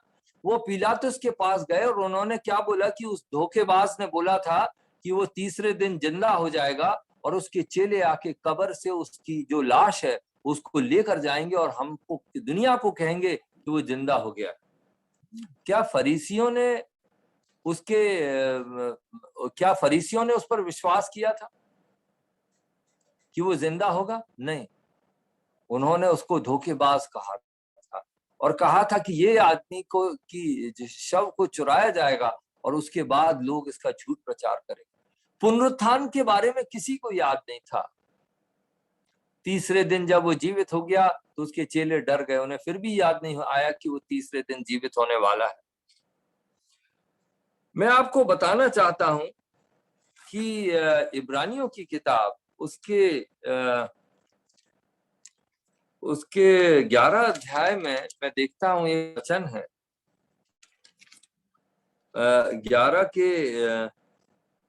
11:35 में लिखा है, कितने तो मार खाते खाते मर गए और छुटकारा ना चाहा, इसलिए कि उत्तम पुनरुत्थान के भागी हो। मार खा रहे थे, बचना नहीं चाहते थे, पिट रहे थे, लुट रहे थे, लेकिन बचना नहीं चाह रहे थे। क्यों? उनकी आंखों के सामने एक उत्तम पुनरुत्थान है। उनकी लाइफस्टाइल थे, उनका जो जीवन है वो उत्तम पुनरुत्थान के ऊपर ढला हुआ था। तो जब वो मार खाते थे तो वो बचना नहीं चाहते थे कि हमें बचा लो, हमें बचा लो। सरकार से और कोर्ट से और वकीलों से और दुनिया के धन दौलत से बचना नहीं चाह रहे थे। उनकी लाइफस्टाइल जो थी वो ये थी कि हमारे पास एक उत्तम पुनरुत्थान है। क्या वो उत्तम पुनरुत्थान की लाइफस्टाइल हमारी लाइफस्टाइल? शायद यही कमी हमारे अंदर है जिसके कारण हमें कुछ दिखाई नहीं दे रहा। इसी तरह मैं देखता हूं कि 11 अध्याय में और भी बहुत सारे वचन हैं इधर पे। एक जगह लिखा है, यहाँ पर 11 अध्याय में लिखा है, 13 में लिखा, ये सब विश्वास ही की दशा में मरे और उन्होंने प्रतिज्ञा की हुई वस्तुएं नहीं पाई, पर उन्हें दूर से देखकर आनंदित हुए और मान लिया कि हम पृथ्वी पर परदेशी और बाहरी हैं। इब्रानियों की किताब 11 अध्याय में बहुत से नबियों का और लोगों का, आदमी औरतों का वहां पे नाम लिखा हुआ है। वो नाम क्या लिखा है? हॉल ऑफ फेम जिसको बोलते हैं। वो सब कमजोर लोग थे, हमारे जैसे लोग थे। एलिया तक जो था हमारे जैसा है, बाइबल कहती है। उनकी खासियत क्या थी? उनको कुछ दिखाई दे रहा था जो हमें नहीं दिखाई दे रहा। उनको दिखाई दे रहा था ऐसी नगरी जिसका बनाने वाला परमेश्वर है, और दूर से वो देख रहे थे। क्या उनके पास था? क्या गाड़ी, दौलत और पैसे और जमीन उसके पास थी? किससे आनंदित हो रहे थे? दूर से देखी हुई चीज है, प्रतिज्ञा की हुई चीज है, और उसको देखकर वे आनंदित हुए। और उसका परिणाम क्या हुआ? उन्होंने मान लिया कि हम परदेशी हैं, बाहरी हैं। लाइफस्टाइल बदल देती है। जब दूर से आनंदित होते हैं, जब पुनरुत्थान, उत्तम पुनरुत्थान हमें दिखाई आंखों से देखने लगता है, तो हमारी लाइफस्टाइल बदल जाती है। तब हम सोचने लगते हैं कि हम बाहरी हैं, हम परदेशी हैं। ये चीज लिखी है 13 पद में। आज हमारे साथ ये क्यों है? प्रभु यीशु जब आए, उन्होंने यूहन्ना में कहा कि मैंने तुम्हें संसार से निकाल लिया है। क्या ऐसा लगता है आपको कि आप संसार में नहीं है? पुनरुत्थान की लाइफस्टाइल है जिससे अंदर से डर निकल जाता है। ऐसी लाइफस्टाइल जैसे डर निकल जाता है, क्या आपके पास वो है? चलिए एक और पद आपको दिखाता हूँ। पद तो बहुत है, घंटों तक किसी पर बात की जा सकती है, लेकिन इब्रानियों की किताब उसका 2 अध्याय और 14 और 15 पद को मैं पढ़ूंगा, और शायद यही आखिर में मैं कर रहा हूं पढ़ के। 14 में लिखा है, इसलिए जबकि लड़के मांस और लहू के भागी हैं, तो वो आप भी उनके समान उनका सहभागी हो गया। ये कहने का मतलब है क्योंकि हम और आप जो है इंसान हैं, क्योंकि हमारे पास लहू और खून और लहू है, तो प्रभु यीशु ने भी शरीर का धारण किया, देह धारण करके हमारे बीच में आ गया। लेकिन क्यों आया? वहां लिखा, ताकि मृत्यु के द्वारा उसे, जिसे मृत्यु पर शक्ति मिली थी, अर्थात शैतान को निकम्मा कर दे। ये मिट्टी की बात नहीं है, ये अनंत कनेक्शन की बात है। जिसके पास ताकत थी कि वो डिस्कनेक्ट कर दिया उसने। शैतान ने हमें अदन के बाग से मार दिया और हम लोग सब मर गए थे उधर। अदन के बाग में सारी मानवता मर गई, हम सभी लोग मर गए थे। और यहाँ पर प्रभु यीशु कहते हैं कि उस शैतान ने, जिसके पास शक्ति है मारने की, गुनाहों में ले जाने की, उसको हराने के लिए प्रभु यीशु मनुष्य रूप धारण करते हैं और शैतान को निकम्मा कर देते हैं, यानी शैतान को बेरोजगार कर देते हैं, किसी काम का नहीं रहता है। प्रभु यीशु की सामर्थ्य जब आती है तो पाप पर विजय, मृत्यु पर विजय और जीवन सफल हो जाता है। ये इसके कहने का मतलब है। उसके बाद 15 पद में लिखा है, और जितने मृत्यु के भय के मारे जीवन भर दासत्व में फंसे थे, उन्हें छुड़ा ले। किस बात का डर लिखा है यहाँ पर? आपको और हमारे बारे में लिखा है कि हम और आपको जिंदगी भर किसका डर था? मौत का डर था। भले हम बोलते नहीं है, देखिए हर एक आदमी के अंदर ये रहता है। जब उसका बर्थडे आता है तो वो सोचता है कि मैं यार मौत के एक साल और नजदीक आ गया, है ना। वो सोचता है कि यार मेरे पास कितने दिन बाकी हैं। जैसे आपको तनख्वाह मिलती है ना, महीने में तनख्वाह मिलती है तो आप खर्चा करते जाते हैं हर दिन। पहले हफ्ते में इतना खर्चा हो गया, दूसरे हफ्ते में इतना हो गया, तीसरे हफ्ते में इतना हो गया। जब अगली सैलरी के एक हफ्ता पहले आपको मालूम पड़ता है कि आपके पास पैसे बहुत कम बचे हैं, खरीदारी मुश्किल हो रही है। इसी तरह जैसे जैसे उम्र बढ़ती है, हालात बढ़ते हैं, ऐसे ऐसे लगने लगता है कि डर किस बात का, कि एक दिन मौत आने वाली है। कोरोना ने तो मौत के डर को नजदीक लेकर आ गया। उसने तो हमें बूढ़ा होने के लिए नहीं रोका है। पहले तो हम सोचते थे कि लोग बीमार होंगे, बूढ़े होंगे, किसी को कैंसर होगा, कोई एक्सीडेंट होगा, तब मरेगा। आजकल तो ये हो गया कि कहीं भी कोई भी मरता है तो सबसे पहले हम क्या पूछते हैं, क्या उसको कोरोना था? इसलिए पूछते हैं कि हमें अचरज नहीं है। कहने का मतलब है, हाँ भाई वो मर गया ना, मर गया होगा, क्योंकि मौत उसके बाजू में बैठी हुई थी, तलवार उसके सिर पर तो लटक ही रही थी, तो मर गया होगा। इसीलिए हम पूछते हैं ये सवाल, क्या उसको कोरोना था? चाहे छोटा हो, जवान हो, बूढ़ा हो, मैं 2-4 मिनट में बंद कर रहा हूं, चाहे वो कोई भी हो, क्या हम पूछते नहीं है? इसका मतलब ये है कि मौत जो है हमारे पास है। प्रभु कहते हैं, और जितने मृत्यु के भय के मारे जीवन भर दासत्व में फंसे। मृत्यु का डर एक गुलामी है, मनुष्य की गुलामी है कि डर है। डर किसका है? मृत्यु का है। और वो हमें उस गुलामी से तोड़ने के लिए आया, कहा फंसे थे उन्हें छुड़ा ले। प्रभु यीशु हमें मौत से छुड़ाने आए थे, पुनरुत्थान की लाइफस्टाइल देने आए थे। भाइयों बहनों, मैं आपको यही बताना चाहता हूं आज, आपकी लाइफस्टाइल क्या है? दुनिया में बड़े बनना चाहते हो, नाम कमाना चाहते हो, बड़ा घर बनाओगे, विदेशों में जाना चाहते हो, क्या चाहते हो? आंखें किधर हैं?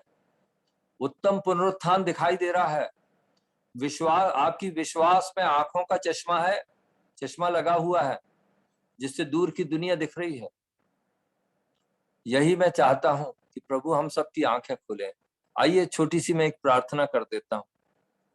पिता परमेश्वर, मैं धन्यवाद करता हूं कि इस जमात में आज आपने मुझे लेकर आया, लोगों से मिला हूं, भाई बहनों से मिला हूं। प्रभु मेरी यही प्रार्थना है कि आप अपनी पवित्र आत्मा के द्वारा हर एक के दिल में काम करिए। जो विश्वास की आंखें हैं, आशा है, उसे खोल दीजिए, पुनरुत्थान की लाइफस्टाइल दे दीजिए, ताकि आगे से डर दूर हो और प्रभु यीशु को देख सकें और प्रभु हमारे जीवन बदल दीजिए। धन्यवाद करते हैं आज के सुबह के लिए, और ये प्रार्थना हम प्रभु यीशु के नाम से मांगते हैं, आमीन। सबको जय मसीह। जय मसीह की, जय मसीह की।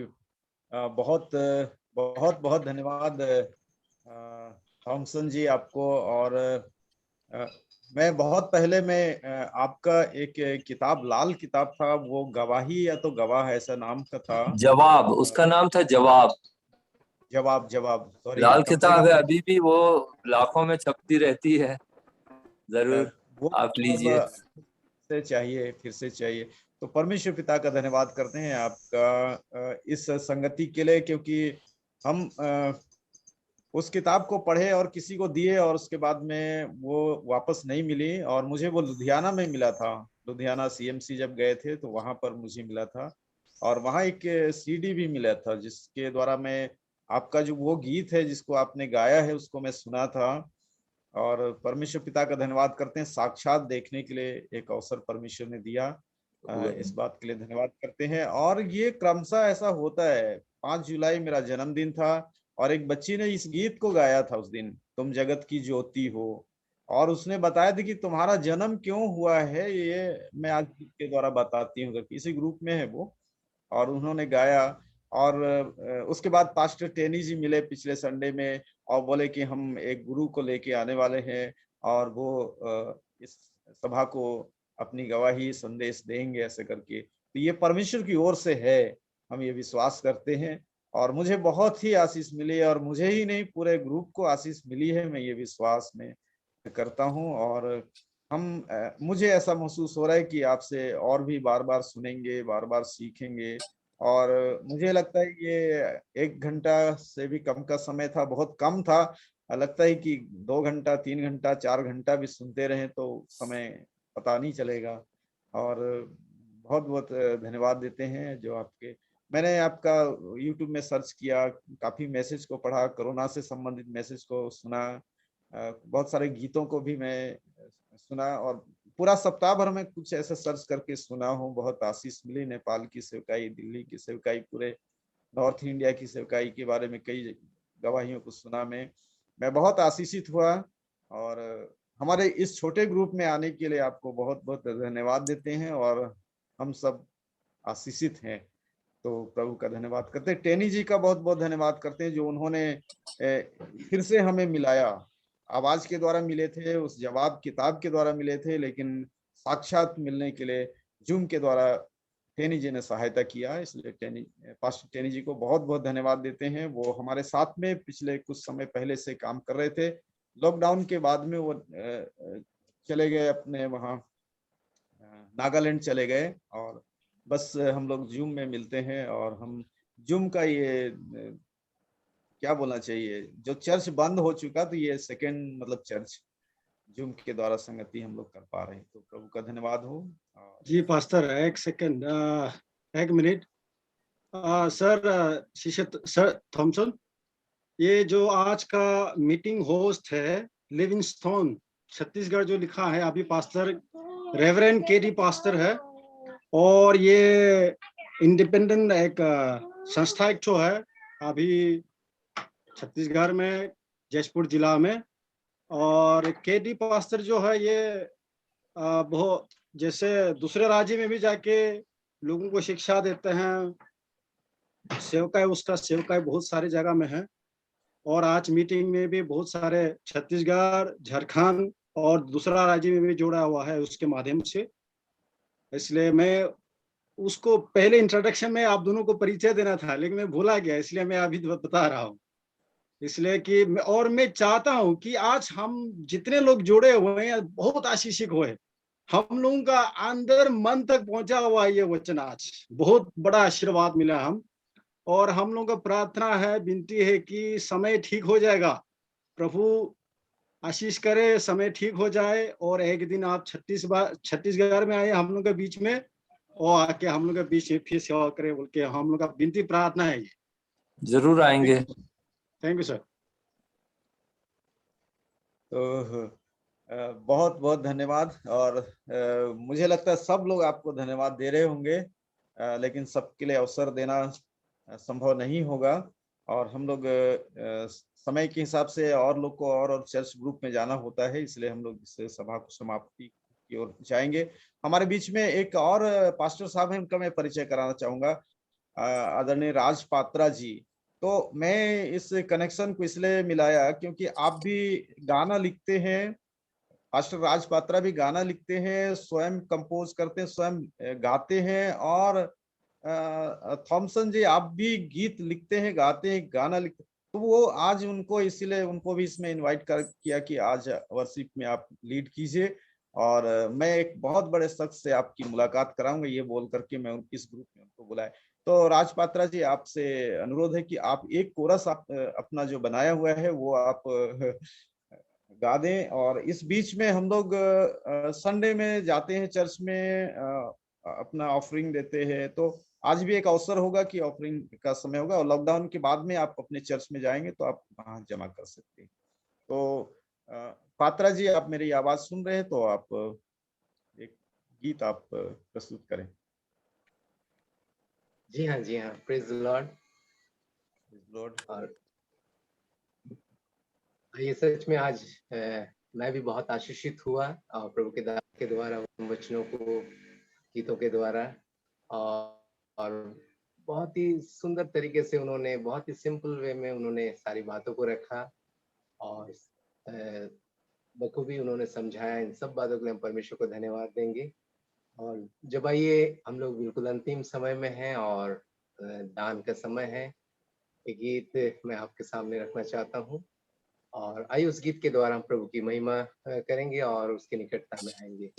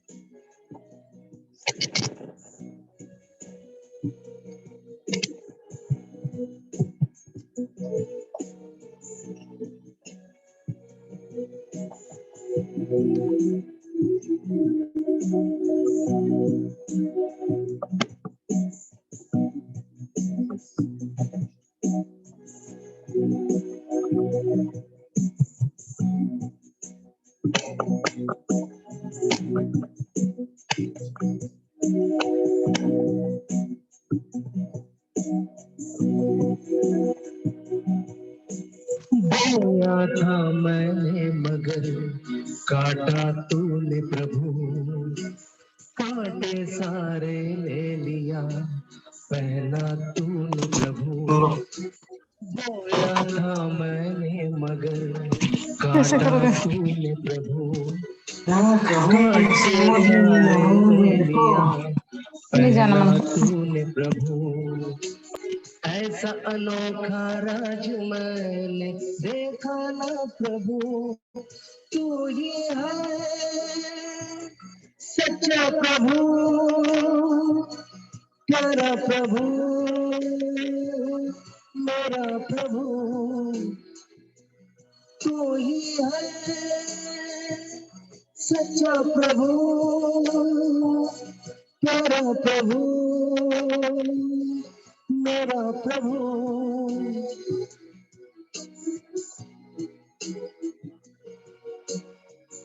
आज हमने परमेश्वर के वचन से सुना, पुनरुत्थान और जीवन वही है। वो जीवन तो देने आया, लेकिन उससे पहले हमें जिलाने आया। प्रभु की स्तुति हो।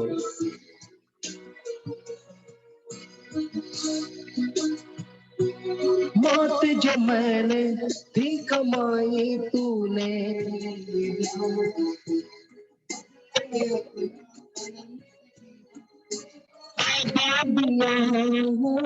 मौत जो मैंने थी कमाई तूने ले लिया। बदले में अपना अनंत जीवन मुझको दे दिया। तू ही है सच्चा प्रभु, प्यारा प्रभु, मेरा प्रभु। तू ही है सच्चा प्रभु, प्यारा प्रभु, मेरा प्रभु। मैंने किए गुनाह मगर सजा ली तूने प्रभु। मेरी जो सलीब थी उठा ली तूने प्रभु। मैंने किए गुनाह मगर सजा ली तूने प्रभु। मेरी जो सलीब थी उठा ली तूने प्रभु। खून बहा तेरा मगर बच गया मैं प्रभु। तू ही है सच्चा प्रभु, प्यारा प्रभु, मेरा प्रभु। तू ही है सच्चा प्रभु, प्यारा प्रभु, मेरा प्रभु। बोया था मैंने मगर काटा तूने प्रभु। कांटे सारे ले लिया, पहना तूने प्रभु। ऐसा अनोखा राज मैंने देखा ना प्रभु। तू ही है सच्चा प्रभु, प्यारा प्रभु, मेरा प्रभु। तू ही है सच्चा प्रभु, प्यारा प्रभु, मेरा प्रभु। आमीन, आमीन, आमीन। आमीन, आमीन। परमेश्वर पिता का धन्यवाद करते हैं अच्छे गीत के लिए और आदरणीय रेवरेंड राज पात्रा जी के लिए जो हमारे बीच में आए और वो झारखंड से हैं और हमारे ग्रुप में पहली बार आए। और ये प्रभु की ओर से थी कि दोनों सेवक जो है गीतों को लिखते हैं, गीतों को गाते हैं और प्रभु का संदेश को देते हैं। तो प्रभु का धन्यवाद करते हैं पास्टर टेनी जी के लिए भी जो हमें सिस थॉमसन से मिलाया। और उनके नाम के आगे शिष्य है, कभी वो बताएंगे। मैं पूरे सप्ताह भर बहुत सारी चीजों को सुना और बहुत ही आशीषित हुआ। और मैं जैसा सोचता था, मैं अपने नाम के आगे मैं पास्टर नहीं लिखता, कई समय नहीं लिखता हूँ, कई समय कहीं ऐसा रहता है तो पास्टर लिख देता हूँ, लेकिन मैं अपने आप को समझता हूँ प्रभु की बारी में काम करने वाला एक मजदूर हूँ। मैं रेवरेंड भी नहीं लिखता हूँ। और मेरे पास चर्च है, कलीसिया है, पास्टर लोग बोलते हैं, लेकिन मैं अपने आप को मजदूर समझता हूँ। तो कुछ ऐसा ही है, उन्होंने अपने नाम के आगे शिष्य लिखा है, वो उनकी महानता है, बोले बहुत महानता है, वो सीखने की उनके पास में वो है, लेकिन वो गुरु है, वो सिखाने वाले हैं। तो धन्यवाद करते हैं आज की इस आराधना में आप सब लोग जुड़े, आप सब लोग आए, और सब दासों को धन्यवाद देते हैं जो आप जुड़े। आइए हम लोग अंतिम प्रार्थना में जाएंगे, अपनी आंखों को बंद करें। प्रेमी अनुग्रहकारी परमेश्वर, हम आपका धन्यवाद करते हैं, ये समय आपने निर्धारित किया था पिता परमेश्वर कि आपके दासों से हम मिल सके प्रभु जी, और हम एक जूम के माध्यम से एक कलिसियाई रूप में पिता परमेश्वर आपके वचन का हम अध्ययन कर सकें। प्रभु आप निश्चित इस बात को आज प्रकट किया, बताया पिता परमेश्वर, मृत्यु कोई चीज नहीं है प्रभु जी, वो उसको महत्व नहीं दिया गया है प्रभु जी, लेकिन पुनरुत्थान पिता परमेश्वर हमारे लिए महत्व रखता है। पवित्र परमेश्वर पिता, हम इन अच्छे वचन के द्वारा हम जो शिक्षा प्राप्त किए अपने जीवन के अंदर में, नई नई बातों को सीखे प्रभु जी, हम चाहते हैं आने वाले समय में और भी आपके दास के द्वारा हम सीख पाए प्रभु जी, और हम आगे बढ़ पाए। आप हमारी सहायता और मदद कीजिएगा प्रभु। हम आज आपने हमारी सहायता की, और वो बहुत दूर जगह पर बैठे हैं, लेकिन इस वेव कनेक्टिविटी के द्वारा हम मिल सके प्रभु जी, जूम के द्वारा मिल सके और आशीष पा सके प्रभु, हम आपका धन्यवाद करते हैं। और आज के सुबह के समय पूरे भारत देश के अंदर वरन और देशों के अंदर जो महामारी फैली हुई है वो शांत होने पाए प्रभु जी, लोगों से आप इस बीमारी के माध्यम से आप बातें करें प्रभु जी। पवित्र परमेश्वर, हम आपका धन्यवाद करते हैं, एक एक जुड़े हुए भाई बहनों के जीवन के अंदर में जो भी समस्या है, प्रॉब्लम है, यीशु के नाम से खत्म हो, आपकी आशीष उनके परिवार में उतर आने पाए प्रभु, आपकी महिमा हो। हम दोनों दासों के लिए प्रार्थना करते हैं, पास्टर टेनी जी के लिए भी प्रार्थना करते हैं, आप इनकी सेवकाई को बढ़ाएं प्रभु जी, इनके गीतों के माध्यम से, वचन के माध्यम से प्रभु लोग उद्धार प्राप्त करें, लोग अपने आप को आपके लिए पिता परमेश्वर जीवन को समर्पित करने वाले हों प्रभु, आप सहायता और मदद कीजिएगा। आज के सुबह के समय आपने हमारी सहायता मदद की, सारी बातों के लिए धन्यवाद देते हैं, और इस भेंट के लिए धन्यवाद देते हैं जो आपके बच्चे जो अपने से अलग करके आपके लिए चढ़ाए प्रभु जी, स्मरण के लिए स्वर्ग में पहुंचे, जब लॉकडाउन खुलता है प्रभु जी अपने चर्चों में जा करके दे सकते प्रभु, आप अपनी महिमा को प्रकट कीजिएगा।